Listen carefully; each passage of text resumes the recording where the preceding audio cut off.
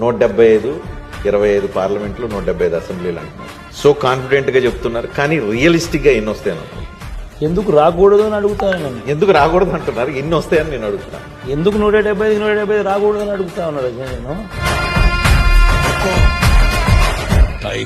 So including Kuppam, including Mangalagiri, why not, even Pithapuram, why not, why not 175 కి 175, why not.